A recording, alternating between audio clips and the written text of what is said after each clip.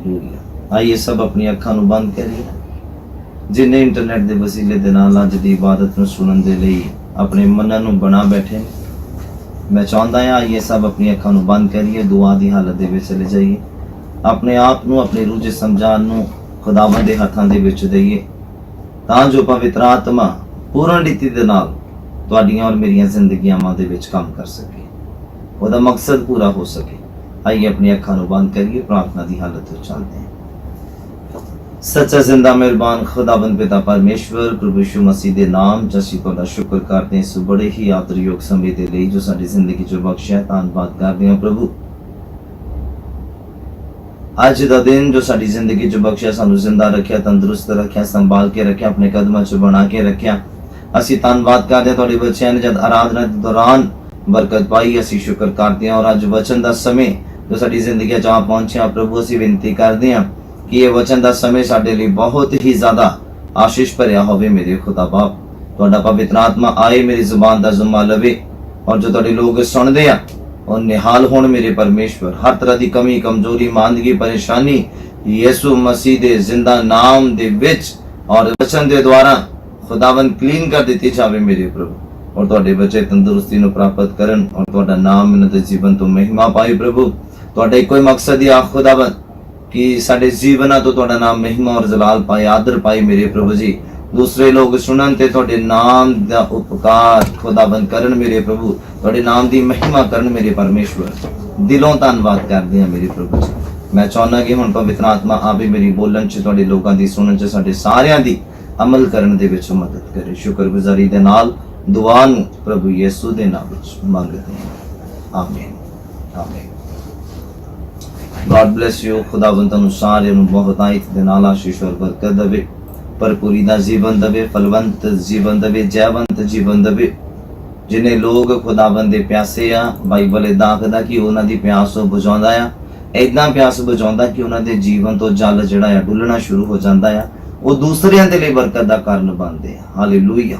फिर उन्हां नूं बरकत मंगण दी जरूरत नहीं पैंदी खुदा दे कोलों, कुछ रिक्वेस्ट प्रेयर पॉइंट खुदा दे अगे रखने की जरूरत नहीं पैंदी, क्योंकि वो फिल कर दिते जाते हैं, फ्रूटफुल हो जाते हैं। और इन्ना खुदा कहता मैं उन्होंने भर देना है कि उन्होंने जिहड़ा अभिषेक है, उन्होंने बरकत डुलनियां शुरू हो जांदियां दूसरे लोगों के ऊपर। हालेलुया।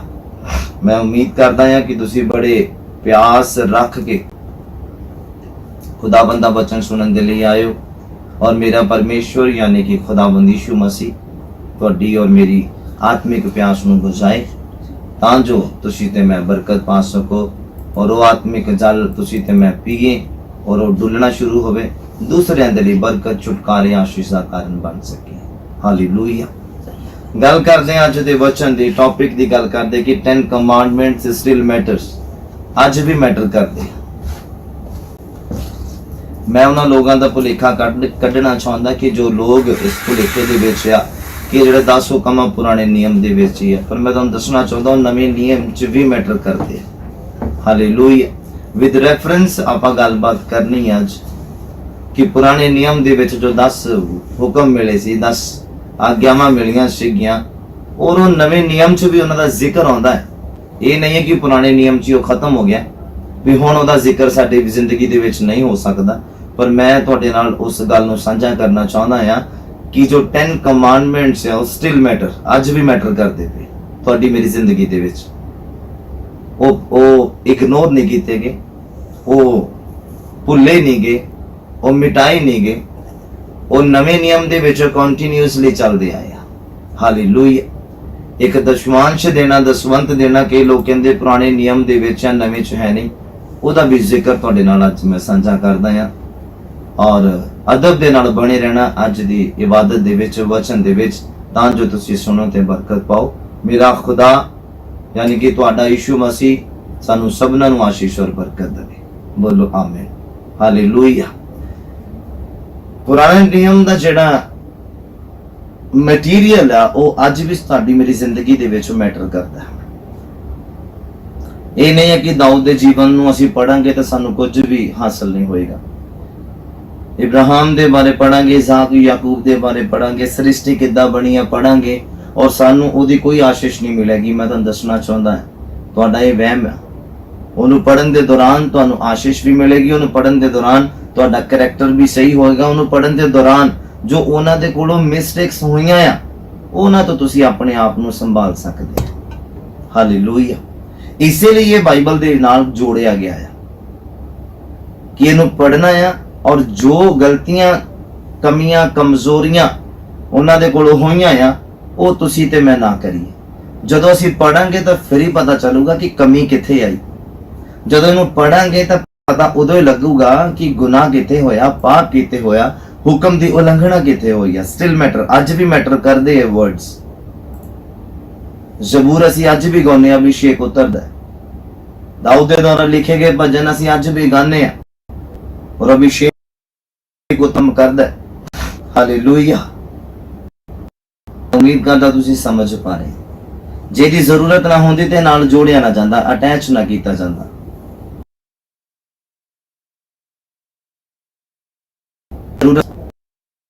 ਕਮਾਂਡਮੈਂਟਸ ਦਾ ਜ਼ਿਕਰ ਨਵੇਂ ਨਿਯਮ ਦੇ ਵਿੱਚ ਵੀ ਆਉਂਦਾ ਹੈ। ਇਸ ਬਾਰੇ ਆਪਾਂ ਅੱਜ ਸਿੱਖਣਾ।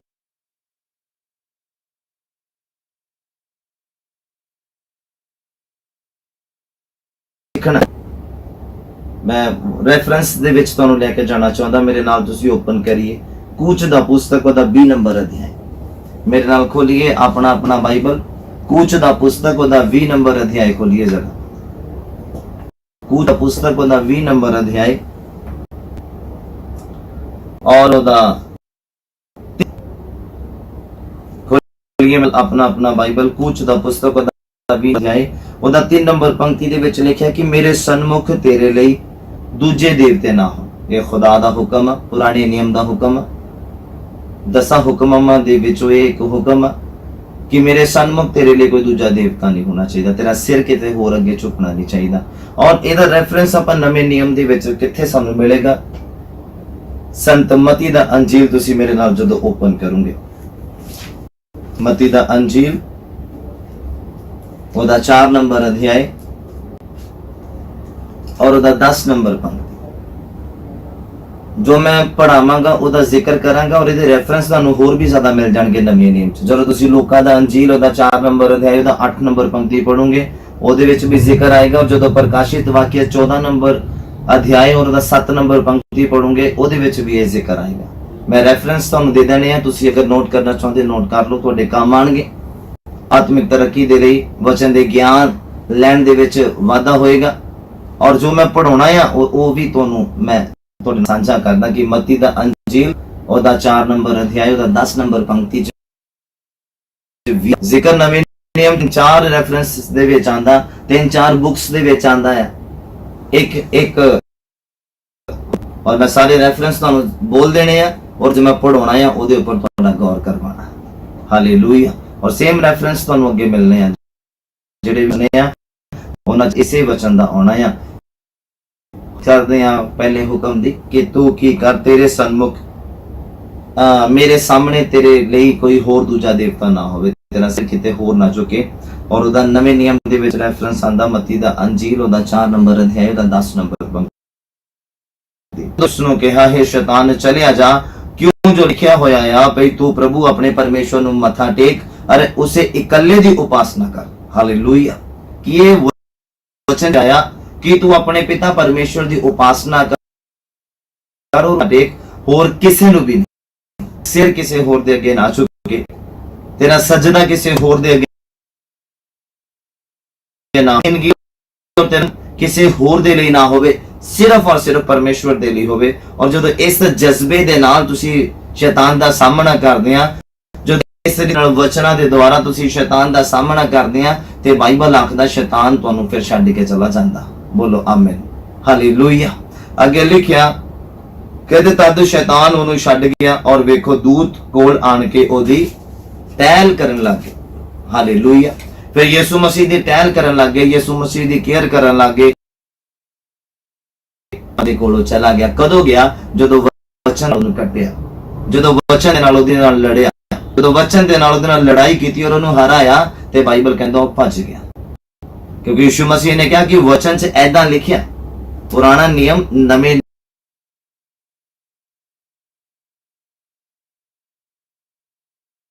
नियम मैटर परमेश्वर की उपासना कर और उस इकल्ले नूं मत्था टेक और सेकंड नूं नहीं, कोई होर नहीं होना चाहिए तेरे सामने, होर नहीं होना चाहिए तेरे अगे। हालेलुया। और नेक्स्ट रेफरेंस सेकंड कमांडमेंट्स कूच दा पुस्तक ओदा 20 नंबर अध्याय ओदा 4 तो 6 नंबर पंक्ति। ਉਹਦੇ ਵਿੱਚ ਲਿਖਿਆ ਤੂੰ ਆਪਣੇ ਲਈ ਕੋਈ ਉਕਰੀ ਹੋਈ ਮੂਰਤ ਨਾ ਬਣਾ, ਨਾ ਕਿਸੇ ਚੀਜ਼ ਦੀ ਸੂਰਤ ਜਿਹੜੀ ਉੱਪਰ ਆਕਾਸ਼ ਵਿੱਚ ਔਰ ਜਿਹੜੀ ਹੇਠਾਂ ਧਰਤੀ ਉੱਤੇ ਔਰ ਜਿਹੜੀ ਧਰਤੀ ਦੇ ਹੇਠਲੇ ਪਾਣੀਆਂ ਦੇ ਵਿੱਚ ਆ। ਲਿਖਿਆ ਨਾ ਤੂੰ ਉਹਨਾਂ ਦੇ ਅੱਗੇ ਮੱਥਾ ਟੇਕ, ਨਾ ਉਹਨਾਂ ਦੀ ਪੂਜਾ ਕਰ, ਕਿਉਂ ਜੋ ਮੈਂ ਯਹੋਵਾ ਤੇਰਾ ਪਰਮੇਸ਼ਵਰ ਅਣਖ ਵਾਲਾ ਪਰਮੇਸ਼ਵਰ ਆ, ਜਿਹੜਾ ਪਿਓ ਦਾਦਿਆਂ ਦੀ ਬੁਰਾਈ ਨੂੰ ਬੱਚਿਆਂ ਆਪਣੇ ਵੈਰੀਆਂ ਦੀ ਤੀਜੀ ਪੀੜ੍ਹੀ ਚੌਥੀ ਪੀੜ੍ਹੀ ਉੱਤੇ ਲਿਆਉਂਦਾ ਹੈ। ਲਿਖਿਆ ਪਰ ਹਜ਼ਾਰਾਂ ਉੱਤੇ ਜਿਹੜੇ ਮੇਰੇ ਨਾਲ ਪ੍ਰੀਤ ਭਾਲਦੇ ਹੁਕਮਾਂ ਨੂੰ ਮੰਨਦੇ ਹਨ ਦਇਆ ਕਰਦਾ ਹੈ। ਬੋਲੋ ਹਾਲੇਲੂਇਆ। और इसका जिक्र तो मिलेगा नवे नियम दे विच उन्हां दा अंजील ओदा 4 नंबर अध्याय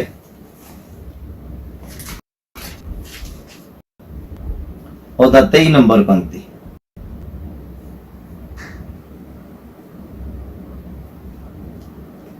यूहन्ना दा अंजील ओदा 4 नंबर अध्याय ओदा 23 नंबर पंक्ति च भी जिक्र आएगा। इन्हों अगले रेफरेंस तो हम 10वां जिक्र आएगा, ओदा 15 नंबर ओदा 20 नंबर पंक्ति च भी जिक्र आए। पहला कुरिन्थियों दा पुस्तक ओदा 6 नंबर अध्याय और 9-10 पंक्ति दे विच भी जिक्र आएगा।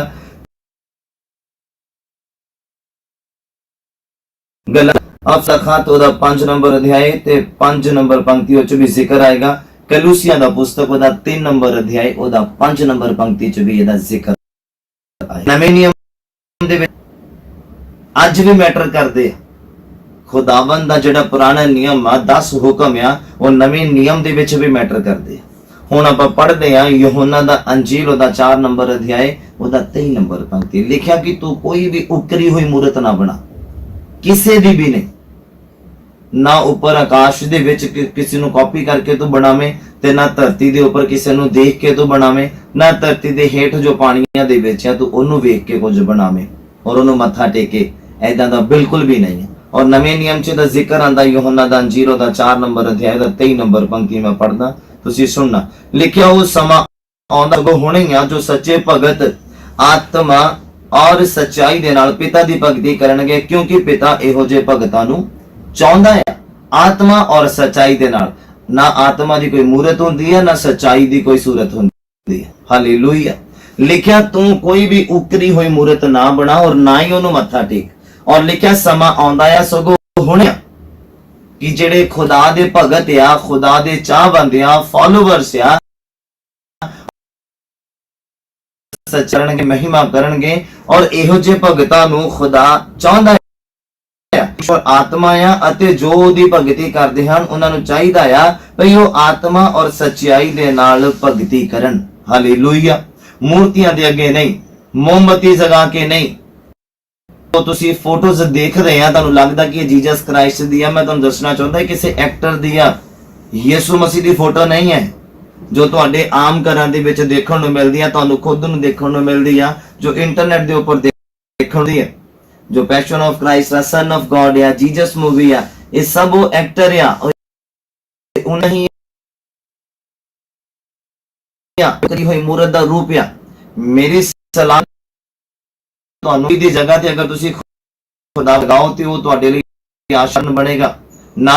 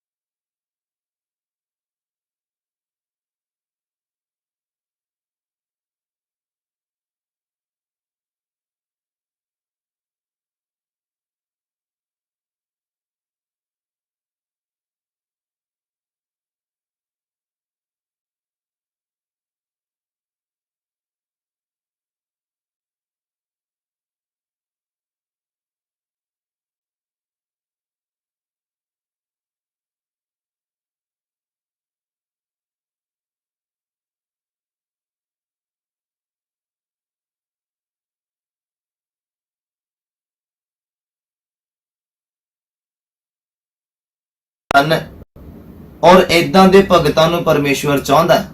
ਪਰਮੇਸ਼ਵਰ ਆਤਮਾ ਆ ਤਾਂ ਜਿਹੜੇ ਉਹਦੇ ਭਗਤ ਆ ਉਹਨਾਂ ਨੂੰ ਆਤਮਾ ਤੇ ਸੱਚਾਈ ਦੇ ਨਾਲ ਭਗਤੀ ਕਰਨ ਦੀ ਜ਼ਰੂਰਤ ਆ। ਕੋਈ ਮੂਰਤ ਦੇ ਅੱਗੇ ਸਿਰ ਝੁਕਾਉਣ ਦੀ ਜ਼ਰੂਰਤ ਨਹੀਂ ਹੈ। ਹੋ ਸਕੇ ਤਾਂ ਤੁਹਾਡੇ ਘਰਾਂ ਦੇ ਵਿੱਚ ਦੀਵਾਰਾਂ ਦੇ ਉੱਪਰ ਵਚਨ ਲਿਖਿਆ ਹੋਣਾ ਚਾਹੀਦਾ। ਬਾਈਬਲ ਇਹ ਕਹਿੰਦਾ ਆ ਕਿ ਇਹ ਜਿਹੜਾ ਵਚਨ ਆ ਤੁਹਾਡੇ ਹੱਥਾਂ ਦੇ ਉੱਪਰ, ਤੁਹਾਡੇ ਗਲਿਆਂ ਦੇ ਉੱਪਰ, ਤੁਹਾਡੇ ਦਿਲਾਂ ਦੇ ਉੱਪਰ, ਤੁਹਾਡੀਆਂ ਚੁਗਾਠਾਂ ਦੇ ਉੱਪਰ, ਤੁਹਾਡੀਆਂ ਘਰਾਂ ਦੇ ਉੱਪਰ ਪਰਮੇਸ਼ਵਰ ਦਾ ਵਚਨ ਲਿਖਿਆ ਹੋਣਾ ਚਾਹੀਦਾ। ਨਾ ਕਿ ਮੂਰਤ ਹੋਣੀ ਚਾਹੀਦੀ ਆ, ਨਾ ਕਿ ਫੋਟੋ ਹੋਣੀ ਚਾਹੀਦੀ ਆ। ਉਹ ਫੋਟੋ ਕਿਸੇ ਮਨੁੱਖ ਦੀ ਆ, ਕਿਸੇ ਐਕਟਰ ਦੀ ਆ ਜਿਹੜੀ ਤੁਹਾਡੇ ਘਰਾਂ ਦੇ ਵਿੱਚ ਪਾਈ ਜਾਂਦੀ ਆ। ਔਰ ਮੇਰੀ ਤੁਹਾਨੂੰ ਸਲਾਹ ਆ ਕਿ ਉਹਨੂੰ ਆਪਣੇ ਹੱਥਾਂ ਦੇ ਨਾਲ ਹੀ ਚੁੱਕ ਕੇ ਉਹਨੂੰ ਜੋ ਕਰਨਾ ਤੁਸੀਂ ਕਰ ਸਕਦੇ ਆ, ਕੁਝ ਨਹੀਂ ਹੋਏਗਾ। ਪਰ ਉਹਦੀ ਜਗ੍ਹਾ ਦੇ ਉੱਤੇ ਪਰਮੇਸ਼ਵਰ ਦਾ ਜਿਉਂਦਾ ਵਚਨ ਲਗਾਓ ਕਿ ਰਾਤ ਤੁਰਦਿਆਂ ਉੱਠਦੇ ਬਹਿੰਦਿਆਂ, ਵਿਵਸਥਾ ਸਾਰ ਕਹਿੰਦਾ ਕਿ ਰਾਤ ਤੁਰਦਿਆਂ ਉੱਠਦਿਆਂ ਬਹਿੰਦਿਆਂ ਲੇਟਦਿਆਂ ਤੁਸੀਂ ਖੁਦਾ ਦੇ ਵਚਨ ਦੀ ਚਰਚਾ ਕਰੋ। ਕੋਈ ਤੁਹਾਡੇ ਘਰ ਆਵੇ ਉਹ ਵਚਨ ਪੜ੍ਹੇ, ਕੋਈ ਤੁਹਾਡੇ ਘਰ ਆਵੇ ਤੁਹਾਨੂੰ ਪੁੱਛੇ ਕਿ ਮਾਇਨਾ ਇਹਦਾ ਕੀ ਲਿਖਿਆ ਆ, ਇਹ ਪੜਨ ਦੇ ਨਾਲ ਕੀ ਹੋਏਗਾ, ਕਿੱਥੋਂ ਲਿਆ ਤੁਸੀਂ ਇਹ, ਉੱਥੇ ਤੁਹਾਨੂੰ ਖੁਦਾ ਦਾ ਪ੍ਰਚਾਰ ਕਰਨ ਦਾ ਮੌਕਾ ਮਿਲਦਾ ਹੈ। ਹਾਲੇਲੂਇਆ। ਔਰ ਜਦੋਂ ਤੁਸੀਂ ਉੱਠੋਗੇ ਵਚਨ ਨੂੰ ਪੜੋਗੇ, ਤੁਹਾਡਾ ਜਿਹੜਾ ਮਨ ਆ ਪਰਮੇਸ਼ਵਰ ਦੇ ਡਰ ਤੇ ਪਰਮੇਸ਼ਵਰ ਦੇ ਪਿਆਰ ਦੇ ਵਿੱਚ ਬਣਿਆ ਰਹੇਗਾ। ਹਾਲੇਲੂਇਆ। ਫੋਟੋ ਨੂੰ ਦੇਖ ਕੇ ਕੁਝ ਨਹੀਂ ਹੋਏਗਾ, ਉਹ ਐਕਟਰ ਦੀ ਆ। ਕਿਉਂ ਨਹੀਂ ਹੁੰਦਾ? ਕਿਉਂਕਿ ਉਹ ਐਕਟਰ ਦੀ ਆ, ਖੁਦਾ ਦੀ ਨਹੀਂ ਆ। ਮਨੁੱਖ ਦੀ ਕੀ ਔਕਾਤ ਹੈ ਕਿ ਖੁਦਾ ਨੂੰ ਕੋਈ ਆਕਾਰ ਦੇ ਦੇਵੇ। ਹਾਲੇਲੂਇਆ। ਕਹਿੰਦਾ ਨਾ ਕੋਈ ਤੂੰ ਉਕਰੀ ਹੋਈ ਮੂਰਤ ਬਣਾ ਜੋ ਆਕਾਸ਼ ਦੇ ਵਿੱਚ ਆ, ਜੋ ਧਰਤੀ ਦੇ ਉੱਪਰ, ਜੋ ਧਰਤੀ ਦੇ ਹੇਠ ਆ। ਕਿਸੇ ਦੀ ਵੀ ਮੂਰਤ ਨਹੀਂ ਬਣਾਣੀ, ਨਾ ਹੀ ਉਹਨੂੰ ਮੱਥਾ ਟੇਕਣਾ ਹੈ। ਔਰ ਇਹ ਐਕਟਰਾਂ ਦੀਆਂ ਫੋਟੋਆਂ, ਉਹ ਲੋਕ ਇਹਨਾਂ ਨੂੰ ਮੱਥਾ ਟੇਕਦੇ ਆ, ਸਜਦਾ ਕਰਦੇ ਆ, ਗੁਨਾਹ ਕਰਦੇ ਆ, ਪਾਪ ਕਰਦੇ ਆ। ਔਰ ਬਾਈਬਲ ਕਹਿੰਦਾ ਪਰਮੇਸ਼ਵਰ ਆਤਮਾ ਆ, ਉਹਦੇ ਭਗਤ ਆਤਮਾ ਦੇ ਵਿੱਚ ਹੋ ਕੇ ਉਹਦੀ ਬੰਦਗੀ ਕਰਨ, ਮਹਿਸੂਸ ਕਰਨ ਉਹਨੂੰ ਕਿ ਹਾਂ ਮੈਂ ਬੋਲਦਾ, ਮੇਰਾ ਖੁਦਾ ਸੁਣਦਾ ਪਿਆ। ਮੈਂ ਅਗਰ ਦੁੱਖਾਂ 'ਚ, ਮੇਰਾ ਖੁਦਾ ਮੈਨੂੰ ਦੁੱਖਾਂ 'ਚ ਵੀ ਦੇਖ ਰਿਹਾ, ਮੈਨੂੰ ਦੁੱਖਾਂ 'ਚੋਂ ਕੱਢੇਗਾ। ਇਮੇਜਿਨ ਕਰਨਾ, ਮੂਰਤੀ ਦੇ ਅੱਗੇ ਮੱਥਾ ਨਹੀਂ ਟੇਕਣਾ, ਸਿਰ ਨਹੀਂ ਝੁਕਾਉਣਾ, ਨਾ ਫੋਟੋ ਦੇ ਅੱਗੇ ਨਾ ਮੂਰਤੀ ਬਣਾ ਕੇ। ਹਾਲੇਲੂਇਆ। ਔਰ ਜਿਹੜਾ ਥਰਡ ਮੈਂ ਤੁਹਾਡੇ ਸਾਹਮਣੇ ਰੈਫਰੈਂਸ ਰੱਖਦਾ, ਜਦੋਂ ਤੁਸੀਂ ਕੂਚ ਦਾ ਪੁਸਤਕ ਓਪਨ ਕਰੋਗੇ 20 ਨੰਬਰ ਅਧਿਆਇ ਔਰ ਉਹਦਾ 7 ਨੰਬਰ ਪੰਕਤੀ 'ਚ ਲਿਖਿਆ, ਤੂੰ ਯਹੋਵਾ ਆਪਣੇ ਪਰਮੇਸ਼ਵਰ ਦਾ ਨਾਮ ਵਿਅਰਥ ਨਾ ਲੈ। ਹਾਲੇਲੂਇਆ। ਤੂੰ ਯਹੋਵਾ ਆਪਣੇ ਪਰਮੇਸ਼ਵਰ ਦਾ ਨਾਮ ਵਿਅਰਥ ਨਾ ਲੈ। ਕਹਿੰਦਾ ਕਿਉਂ? ਜੋ ਜਿਹੜਾ ਉਹਦਾ ਨਾਮ ਵਿਅਰਥ ਲੈਂਦਾ ਆ, ਯਹੋਵਾ ਉਸ ਨੂੰ ਬੇਦੋਸ਼ਾ ਨਾ ਠਹਿਰਾਵੇਗਾ। ਬੜਾ ਗੰਭੀਰ ਵਿਚਾਰ ਕਰਨ ਦੀ ਜ਼ਰੂਰਤ ਹੈ ਇਸ ਵਚਨ ਦੇ ਉੱਪਰ।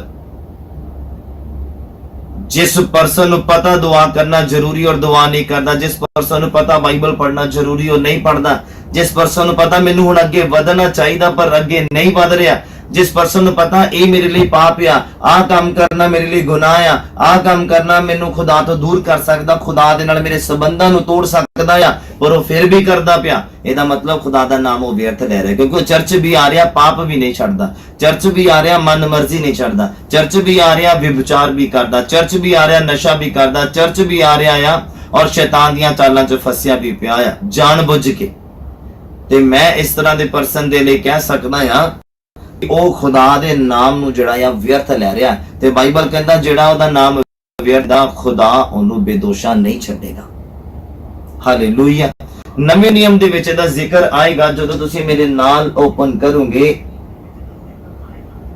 ਯਾਕੂਬ ਦਾ ਖਤ, ਉਹਦਾ 5 ਨੰਬਰ ਅਧਿਆਇ ਔਰ ਉਹਦਾ 12 ਨੰਬਰ ਪੰਕਤੀ। ਯਾਕੂਬ ਦਾ ਖਤ, ਉਹਦਾ 5 ਨੰਬਰ ਅਧਿਆਇ ਔਰ ਉਹਦਾ 12 ਨੰਬਰ ਪੰਕਤੀ। ਔਰ ਬਾਕੀ ਰੈਫਰੈਂਸ ਤੁਹਾਨੂੰ ਮਿਲਣਗੇ ਯਾਕੂਬ ਦਾ ਖਤ, ਉਹਦਾ 2 ਨੰਬਰ ਅਧਿਆਇ, ਉਹਦਾ 7 ਨੰਬਰ ਪੰਕਤੀ,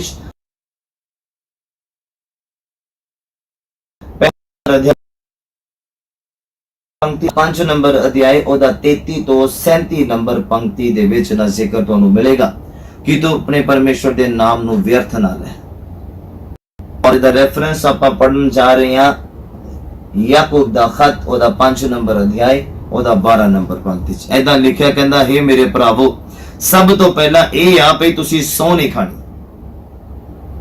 ਲਿਖਿਆ ਨਾ ਆਕਾਸ਼ ਦੀ, ਨਾ ਧਰਤੀ ਦੀ, ਨਾ ਹੋਰ ਕਾਸੇ ਦੀ, ਪਰ ਤੁਹਾਡੀ ਹਾਂ ਦੀ ਹਾਂ ਤੇ ਨਾ ਦੀ ਨਾ ਹੋਵੇ ਭਈ ਤੁਸੀਂ ਸਜ਼ਾ ਹੇਠ ਨਾ ਆ ਜਾਓ।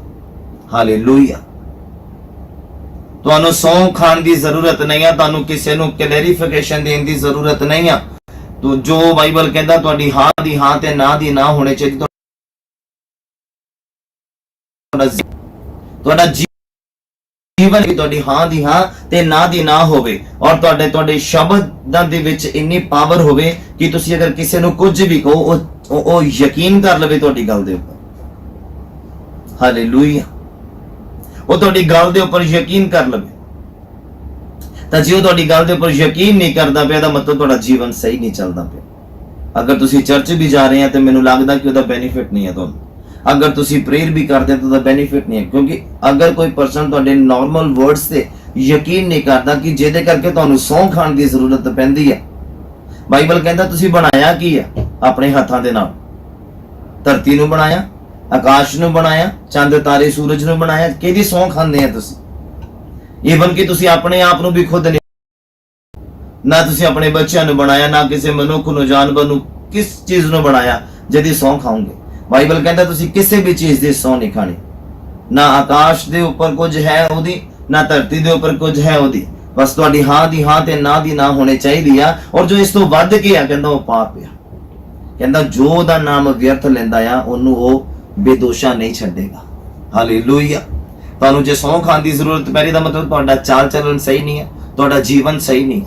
ਤੁਸੀਂ ਝੂਠ ਦਾ ਸਹਾਰਾ ਲੈਂਦੇ ਪਏ ਆ ਔਰ ਸਹੁੰ ਖਾ ਕੇ ਸੱਚੇ ਬਣਦੇ ਪਏ ਆ।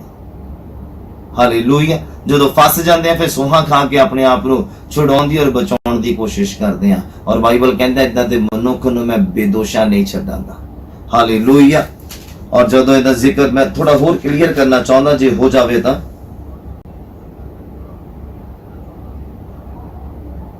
ਲਿਖਿਆ ਜਦੋਂ ਯਾਕੂਬ ਦਾ ਖੱਤ ਦਾ 2 ਨੰਬਰ ਅਧਿਆਇ 7 ਨੰਬਰ ਪੰਕਤੀ ਨੂੰ ਪੜ੍ਹਦੇ ਹੋ, ਚ ਲਿਖਿਆ ਕਹਿੰਦਾ ਭਲਾ ਇਹੋ ਨਹੀਂ ਜਿਹੜੇ ਉਸ ਉੱਤਮ ਨਾਮ ਉਤੇ ਜਿਸ ਤੋਂ ਤੁਸੀਂ ਸਦਾਉਂਦੇ ਆ ਕੁਫਰ ਬਕਦੇ ਆ, ਕੁਫਰ ਬਕਦੇ ਆ, ਇਹ ਵੀ ਉਹਦਾ ਨਾਮ ਵਿਅਰਥ ਲੈਣਾ ਹੈ। ਇੱਕ ਪਾਸੇ ਅਸੀਂ ਦੁਆ ਵੀ ਕਰਾਂਗੇ ਤੇ ਦੂਸਰੇ ਪਾਸੇ ਅਸੀਂ ਝੂਠ ਵੀ ਬੋਲਾਂਗੇ। ਇਹਦਾ ਮਤਲਬ ਉਹਦਾ ਨਾਮ ਲੈਣਾ ਸਾਡੇ ਲਈ ਵਿਅਰਥ ਹੈ। ਅਸੀਂ ਵਿਅਰਥ ਉਹਦਾ ਨਾਮ ਲੈ ਰਹੇ।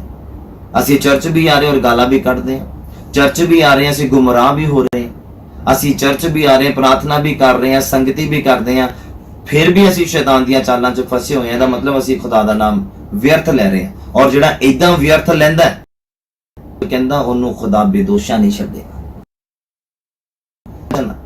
ਬੜਾ ਗੰਭੀਰ ਇਹਦੇ ਉੱਪਰ ਗੌਰ ਕਰਨ ਦੀ ਜ਼ਰੂਰਤ ਹੈ। ਜਿਹੜਾ ਪਾਪ ਵੀ ਕਰਦਾ ਚਰਚ ਵੀ ਆ ਰਿਹਾ, ਹਾਲੇਲੂਇਆ, ਉਹ ਬੇਦੋਸ਼ਾ ਨਹੀਂ ਛੱਡੇਗਾ। ਖੁਦਾ ਉਹਨੂੰ ਸਜ਼ਾ ਦੇਗਾ। ਉਹਨੂੰ ਉਹ ਜਿੰਨਾ ਮਰਜ਼ੀ ਆਪਣੇ ਆਪ ਨੂੰ ਸੌਹਾਂ ਖਾ ਕੇ ਸੱਚਾ ਸਾਬਿਤ ਕਰਨ ਦੀ ਕੋਸ਼ਿਸ਼ ਕਰੇ, ਉਹ ਸੱਚਾ ਸਾਬਿਤ ਨਹੀਂ ਹੋਏਗਾ। ਹਾਲੇਲੂਇਆ। ਤੁਹਾਡੇ ਵਰਡਸ ਦੇ ਵਿੱਚ ਇਨੀ ਪਾਵਰ ਹੋਣੀ ਚਾਹੀਦੀ ਆ ਕਿ ਤੁਸੀਂ ਤੇ ਸ਼ਬਦ ਜਾਣ। ਇਹ ਸੱਚਮੁੱਚ ਰੱਬ ਦੀ ਬੰਦੀ ਹੈ। ਹਾਲੇਲੂਇਆ। ਕਹਿੰਦਾ ਜੋ ਉਹਦਾ ਨਾਮ ਵਿਅਰਥ ਲੈਂਦਾ ਖੁਦਾ ਉਹਨੂੰ ਬੇਦੋਸ਼ਾ ਨਹੀਂ ਛੱਡੇਗਾ। ਔਰ ਇੱਥੇ ਆਖਦਾ ਕਿ ਜੋ ਉੱਤਮ ਨਾਮ ਹੈ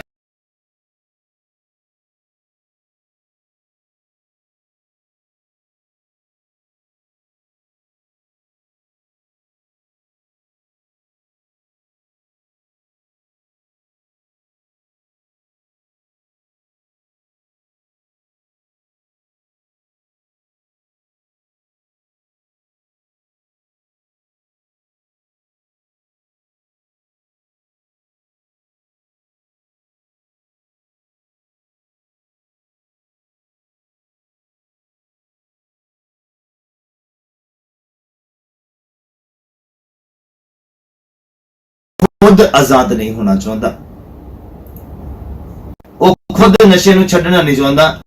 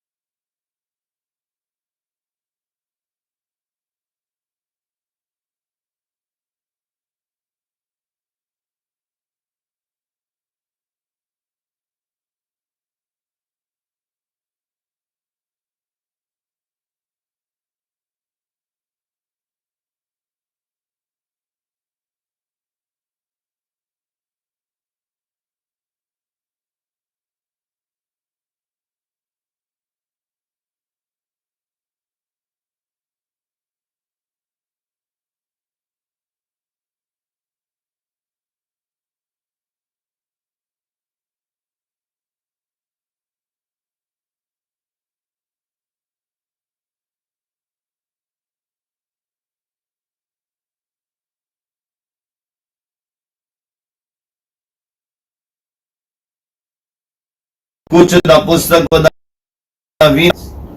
कूच दा पुस्तक 20 नंबर अध्याय और 8 नंबर पंक्ति ने मैं पढ़ना और 11 नंबर पंक्ति तक मैं पढ़दा। कूच दा पुस्तक 20 नंबर अध्याय और 8 तो 11 नंबर पंक्ति तुसी सुनना बड़े ध्यान दे नाल।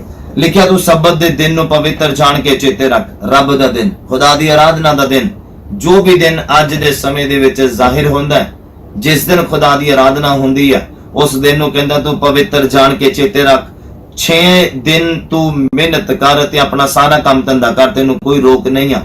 लिखिया पर 7वां दिन यहोवा तेरे परमेश्वर दे लई सब्बत है, तू उस विच कोई काम धंधा नहीं करना, ना तू ना तेरा पुत्र ना तेरी धी ते ना तेरा नौकर ना तेरी नौकरानी, ना ही कहंदा तेरा डंगर ते ना ही तेरे घर जेड़ा परदेसी नौकर है ओह ते जेड़ा तेरे फाटका दे अंदर है ओह, जे तेरे घर कोई गेस्ट आया ना ओ कोई भी काम ना करे। कहंदा क्यों जो 6 दिनां दे विच यहोवा ने आकाश ते धरती नूं समुंदर नूं और जो कुछ सब कुछ जो उन्हां दे विच बनाया, पर 7वें दिन विश्राम कीता। इसलिए यहोवा ने सब्बत दे दिन नु बरकत दी और उस दिन नु पवित्र ठहराया है।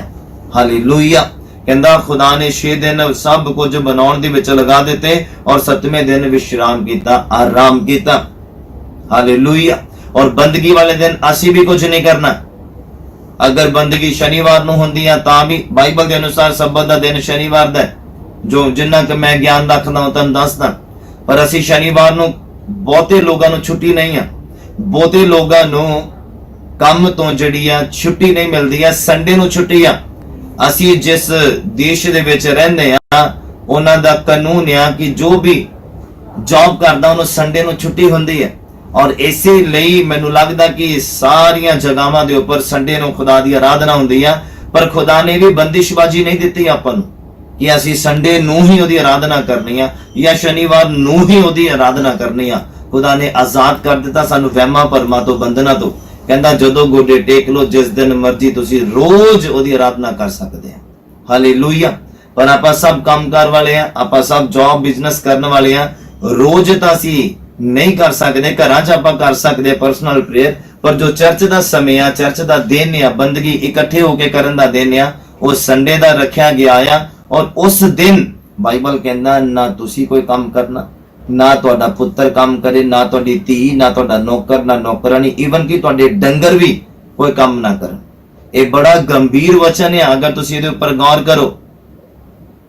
खुदा ने तुहानू रेस्ट करन दे लई या आराधना करन दे लई ओ दिन दित्ता है, ना कि लालच दे वस च पैण नूं, ना कि पैसा कमाउण नूं। हालेलुया।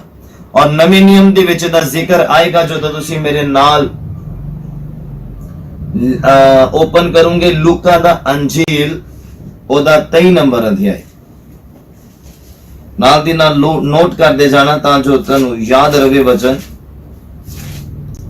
कि अगर तुहाडे नाल कोई गल करे कि पुराने नियम दे जिहड़े 10 हुकम उन्हां दा नवे नियम च किते जिक्र नहीं आउंदा, ओदे बारे तुसी ते मैं गल कर सकदे आ। हालेलुया। हुण असी पढ़ना है लूका दा अंजील ओदा 23 नंबर अध्याय और ओदा 55 और 56 नंबर पंक्ति। और इहदे बाकी रेफरेंस तुहानू मिलने आ लूका दा अंजील ओदा 4 नंबर अध्याय ओदा 16 नंबर पंक्ति च, रसूलां दे करतब ओदा 17 नंबर अध्याय ओदा 1 तो 2 नंबर पंक्ति च, और 18 नंबर अध्याय ओदा 4 नंबर पंक्ति च, और इब्रानिया दा खत ओदा 4 नंबर अध्याय ओदा 9 नंबर पंक्ति दे विच, और पहला यूहन्ना दी पत्री ओदा 2 नंबर अध्याय ओदा 6 नंबर दे विच तुहानू इस जिक्र मिलेगा। हुण आपां पढ़ना लूका दा अंजील ओदा 23 नंबर अध्याय ओदा 55 और 56 नंबर पंक्ति। ओदे विच लिखिया तां ओ तीमियां ਜਿਹੜੀਆਂ गलील तो ओदे नाल आईयां सन, उन्हां भी मगर मगर जाके कबर नूं वेख्या अते नाले ਇਹ कि ओदी लोथ किथे रखी गई है ਉਹ ਦੇਖਣ ਦੇ ਲਈ ਉਹ ਤੀਮੀਆਂ ਆਈਆਂ। और लिखिया तद उन्हां मुड़ के सुगंधा और अतर तैयार कीता और सब्बत दे दिन उन्होंने हुक्म मुजब आराम कीता। हुक्म मुजब उन्होंने की कीता? रेस्ट की, कोई काम धंधा नहीं कीता। हालेलुया। ਉਹ ਦੇਖਣ ਆਈਆਂ ਸੀ ਯਿਸੂ ਮਸੀਹ ਦੀ ਕਬਰ ਨੂੰ ਔਰ ਬੋਡੀ ਕਿੱਥੇ ਰੱਖੀ ਹੈ ਦੇਖਣ ਦੇ ਲਈ ਆਈਆਂ ਸੀਗੀਆਂ ਔਰ ਅੱਗੇ ਸਬਤ ਦਾ ਦਿਨ ਸੀਗਾ ਔਰ ਉਸ ਦਿਨ ਉਹਨਾਂ ਨੇ ਆਰਾਮ ਕੀਤਾ ਹੁਕਮ ਮੁਜਬ। ਬਾਈਬਲ ਦੇ ਵਿੱਚ ਲਿਖਿਆ, ਨਵੇਂ ਨਿਯਮ ਚ ਪੜਦਾ ਪਿਆ, ਲਿਖਿਆ ਤਦ ਉਹਨਾਂ ਮੁੜ ਕੇ ਸੁਗੰਧਾਂ ਔਰ ਅਤਰ ਤਿਆਰ ਕੀਤਾ ਔਰ ਲਿਖਿਆ ਕਿ ਸਬਤ ਦੇ ਦਿਨ ਉਹਨਾਂ ਨੇ ਹੁਕਮ ਮੁਜਬ ਆਰਾਮ ਕੀਤਾ। ਕੁਝ ਨਹੀਂ ਕੀਤਾ, ਉਹਨਾਂ ਨੇ ਰੈਸਟ ਕੀਤੀ ਕਿ ਉਹਨਾਂ ਨੂੰ ਪਤਾ ਇਹ ਖੁਦਾ ਦਾ ਦਿਨ ਆ। ਇਸ ਦਿਨ ਖੁਦਾ ਨੇ ਸਾਨੂੰ ਆਰਾਮ ਕਰਨ ਦੇ ਲਈ ਕਿਹਾ, ਇਸ ਦਿਨ ਖੁਦਾ ਨੇ ਸਾਨੂੰ ਰੈਸਟ ਕਰਨ ਦੇ ਲਈ ਕਿਹਾ, ਇਸ ਦਿਨ ਖੁਦਾ ਨੇ ਸਾਨੂੰ ਕੋਈ ਕੰਮ ਧੰਦਾ ਕਰਨ ਦੇ ਲਈ ਨਹੀਂ ਕਿਹਾ। ਮੈਂ ਇਸ ਗੱਲ ਦੇ ਉੱਪਰ ਯਕੀਨ ਰੱਖਦਾ ਕਿ ਬਾਈਬਲ ਦਾ ਇਹ ਵਚਨ ਆ ਕਿ ਜਿਹੜਾ ਸੰਡੇ ਨੂੰ ਛੁੱਟੀ ਆ ਪੂਰੇ ਵਰਲਡ ਦੇ ਵਿੱਚ ਜਾਂ ਪੂਰੇ ਇੰਡੀਆ ਦੇ ਵਿੱਚ ਜਾਂ ਜਿੱਥੇ ਕਿਤੇ ਵੀ ਆ, ਪਰ ਇਹ ਬਾਈਬਲ ਦੇ ਵਿੱਚੋਂ ਹੀ ਲਿਆ ਗਿਆ ਆ ਜਿੱਥੇ ਕਿ ਮੈਨੂੰ ਲੱਗਦਾ। ਹਾਲੇਲੂਇਆ। ਖੁਦਾ ਦੇ ਬਚਨ ਕਾਫੀ ਹੱਦ ਤੱਕ ਜਿਹੜੇ ਨਾਨ ਬਲੀਵਰਸ ਜਿਹੜੇ ਆ ਉਹਨਾਂ ਦੇ ਜ਼ਿੰਦਗੀਆਂ ਦੇ ਵਿੱਚ ਵੀ ਪੂਰੇ ਹੁੰਦੇ ਆ। ਹਾਲੇਲੂਇਆ। ਔਰ ਲਿਖਿਆ ਖੁਦਾ ਨੇ ਜੋ ਹੁਕਮ ਦਿੱਤਾ, ਨਵੇਂ ਨਿਯਮ ਦੇ ਵਿੱਚ ਵੀ ਉਹਨਾਂ ਔਰਤਾਂ ਨੇ ਕੀ ਕੀਤਾ? ਆਰਾਮ ਕੀਤਾ, ਵਿਸ਼ਰਾਮ ਕੀਤਾ, ਕੋਈ ਕੰਮ ਧੰਦਾ ਨਹੀਂ ਕੀਤਾ। ਸਬਤ ਦੇ ਦਿਨ ਰੈਸਟ ਕੀਤੀ ਹੁਕਮ ਦੇ ਮੁਜਬ, ਜੋ ਹੁਕਮ ਮਿਲਿਆ ਸੀ। ਔਰ ਨਵੇਂ ਨਿਯਮ ਦੇ ਵਿੱਚ ਵੀ ਹੁਕਮ ਆ ਗਿਆ ਕਿ ਆਰਾਧਨਾ ਵਾਲੇ ਦਿਨ, खुदा दी बंदगी वाले दिन कोई काम धंधा नहीं, कोई पैसा नहीं, कोई बिजनेस नहीं, कोई जॉब नहीं, कोई धी नहीं, कोई पुत्र नहीं, कोई रिश्तेदार नहीं, ना कोई आवे ना कोई जावे। ऐदा दा तुहाडा करैक्टर होना चाहिए। बोलो आमीन। हालेलुया। नेक्स्ट रेफरेंस तुसी मेरे नाल पढ़ना है कूच दा पुस्तक दा 20 नंबर अध्याय दा 12 नंबर पंक्ति। लिखिया तू अपने पिता और अपनी माता दा आदर कर तां जो तेरे दिन उस भूमि दे उत्ते ਜਿਹੜੀ ਯਹੋਵਾ ਤੇਰਾ ਪਰਮੇਸ਼ਵਰ ਤੈਨੂੰ ਦਿੰਦਾ ਆ ਲੰਬੇ ਹੋਣ। ਉਮਰ ਦੇ ਵਿੱਚ ਵਾਧਾ, ਬਰਕਤਾਂ ਨੂੰ ਆਪਣੇ ਅੱਖੀ ਦੇਖਣਾ, ਆਪਣੇ ਆਪ ਨੂੰ ਅਮੀਰ ਹੁੰਦਾ ਦੇਖਣਾ, ਆਪਣੇ ਆਪ ਨੂੰ ਬਲੈਸ ਹੁੰਦਾ ਦੇਖਣਾ, ਆਪਣੇ ਆਪ ਨੂੰ ਖੁਦਾਵੰਦ ਦੇ ਨਜ਼ਦੀਕ ਦੇਖਣ ਦੇ ਲਈ ਤੁਹਾਨੂੰ ਆਪਣੇ ਮਾਤਾ ਪਿਤਾ ਦਾ ਆਦਰ ਕਰਨਾ ਪਏਗਾ। ਤੁਹਾਨੂੰ ਆਪਣੇ ਮਾਤਾ ਪਿਤਾ ਦੇ ਹੁਕਮ ਨੂੰ ਮੰਨਣਾ ਪਏਗਾ। ਤੁਹਾਨੂੰ ਆਪਣੇ ਮਾਤਾ ਪਿਤਾ ਦੇ ਅਧੀਨ ਰਹਿਣਾ ਪਏਗਾ। अगर तुसी अपने आप ਨੂੰ ਬਲੈਸ ਹੁੰਦਾ ਹੋਇਆ ਦੇਖਣਾ ਚਾਹੁੰਦੇ ਆ, ਅਗਰ ਤੁਸੀਂ ਆਪਣੇ ਆਪ ਨੂੰ ਇਸ ਧਰਤੀ ਦੇ ਉੱਪਰ ਲੰਬੇ ਸਮੇਂ ਤੱਕ ਦੇਖਣਾ ਚਾਹੁੰਦੇ ਆ, ਬਾਈਬਲ ਕਹਿੰਦਾ ਜੋ ਤੂੰ ਕਹਿੰਦਾ ਆਪਣੇ ਪਿਤਾ ਔਰ ਆਪਣੀ ਮਾਤਾ ਦਾ ਆਦਰ ਕਰ ਤਾਂ ਜੋ ਤੇਰੇ ਦਿਨ ਉਸ ਭੂਮੀ ਦੇ ਉੱਤੇ, ਧਰਤੀ ਦੇ ਉੱਪਰ ਜਿਹੜੀ ਯਹੋਵਾ ਤੇਰਾ ਪਰਮੇਸ਼ਰ ਤੈਨੂੰ ਦਿੰਦਾ ਆ ਲੰਬੇ ਹੋਣ। ਹਾਲੇਲੂਇਆ। ਔਰ ਇਹਦਾ ਜ਼ਿਕਰ ਤੁਹਾਨੂੰ ਨਵੇਂ ਨਿਯਮ ਦੇ ਵਿੱਚ ਮਿਲੇਗਾ। ਮਰਕੁਸ ਦਾ ਅੰਜੀਲ ਉਹਦਾ 10 ਨੰਬਰ ਅਧਿਆਇ,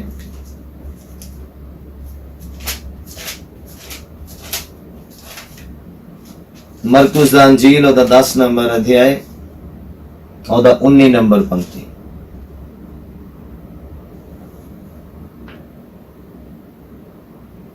ओदा 19 नंबर पंक्ति। और इधर तुहानू जिक्र मिलेगा मत्ती 15 ओदा 4 तो 9 नंबर तक, और मत्ती 19 दा 19 ओदे विच भी तुहानू जिक्र मिलेगा। लूका 18 ओदा 20 ओदे विच जिक्र मिलेगा। रोमिया ओदा 1 नंबर अध्याय में भी और ओदा 29 तो 30 तक मिलेगा जिक्र दा। और इफसियां 6 दा 1 तो 3 तक जिक्र तुहानू मिलेगा कि तू अपने माता पिता दा आदर कर।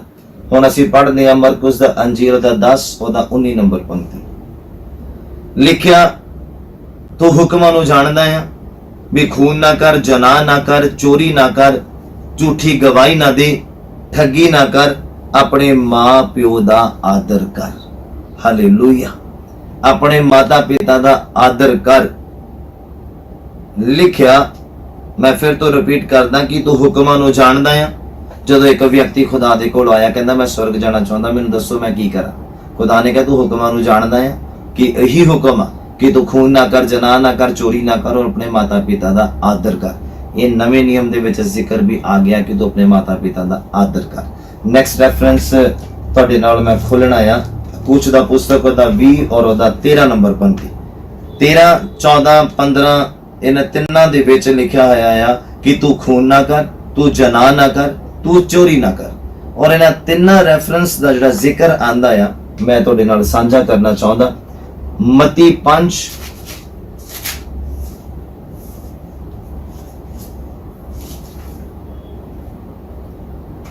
मत्ती दा अंजील ओदा 5 नंबर अध्याय और ओदा 21-22।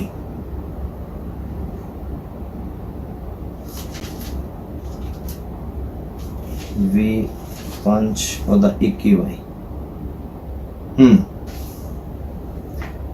ਯਿਸੂ ਮਸੀਹ ਨੇ ਉਹਨਾਂ ਨੂੰ ਦੁਹਰਾਇਆ ਆ, ਪੁਰਾਣੇ ਨਿਯਮ ਦੇ ਜਿਹੜੇ ਵਚਨ ਸੀਗੇ, ਹੁਕਮ ਸੀਗੇ, ਉਹਨਾਂ ਨੂੰ ਦੁਹਰਾਇਆ ਆ कि तू खून ना कर, तू जना ना कर, तू चोरी ना कर। उन्होंने दोहराया। मत्ती दा अंजील ओदा 5 नंबर अध्याय ਉਹਦਾ 21 22 ਨੰਬਰ ਪੰਕਤੀ ਨੂੰ ਪੜਨਾ।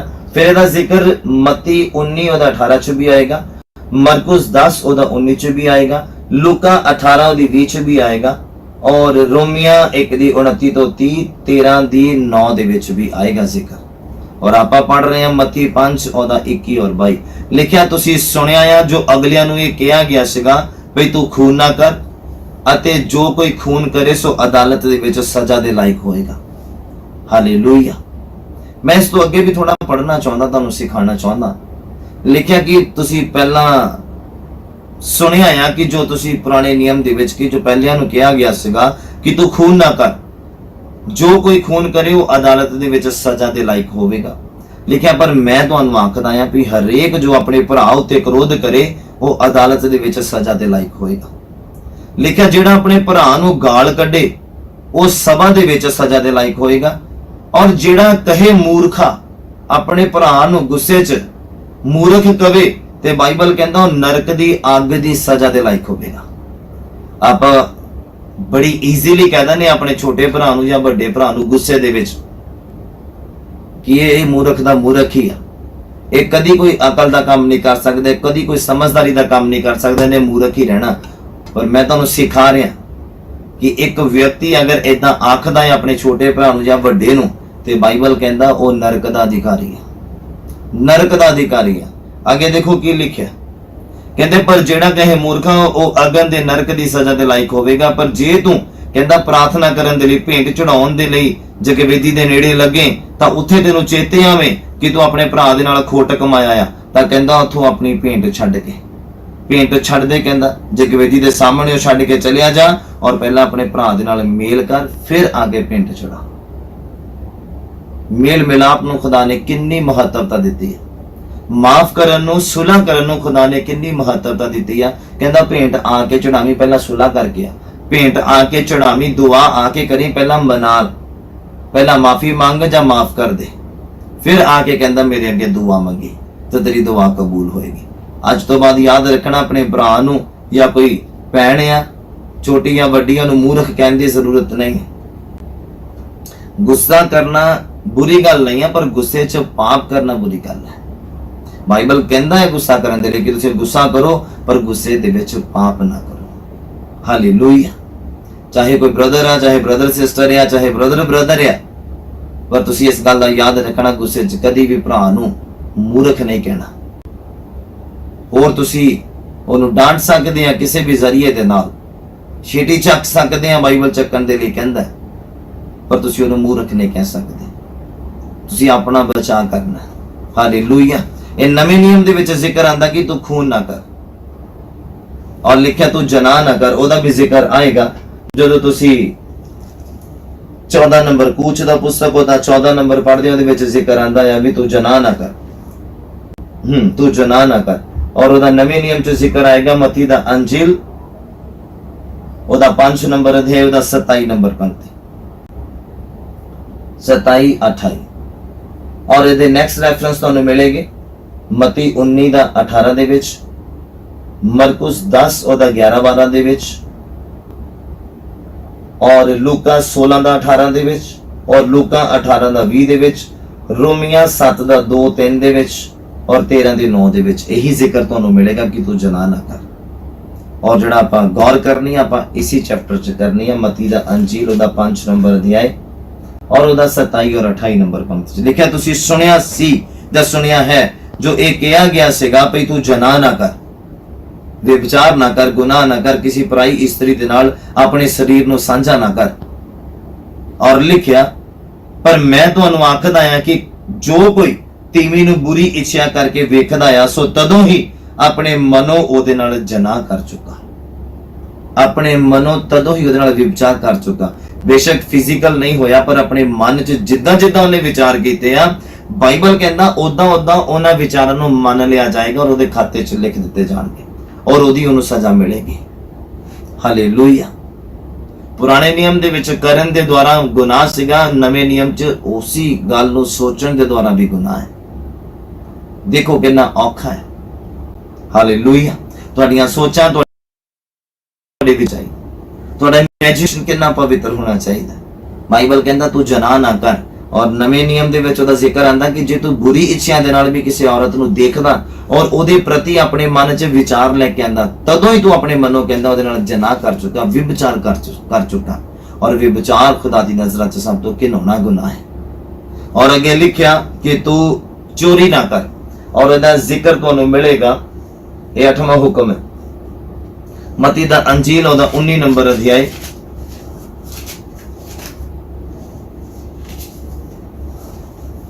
और ਉਹਦਾ 18 ਨੰਬਰ ਪੰਕਤੀ। ਮਤੀ ਦਾ ਅੰਜੀਲ ਉਹਦਾ 19 ਨੰਬਰ ਅਧਿਆਇ ਉਹਦਾ 18 ਨੰਬਰ ਪੰਕਤੀ ਦੇ ਵਿੱਚ ਇਹਦਾ ਜ਼ਿਕਰ ਮਿਲੇਗਾ ਕਿ ਤੂੰ ਚੋਰੀ ਨਾ ਕਰ।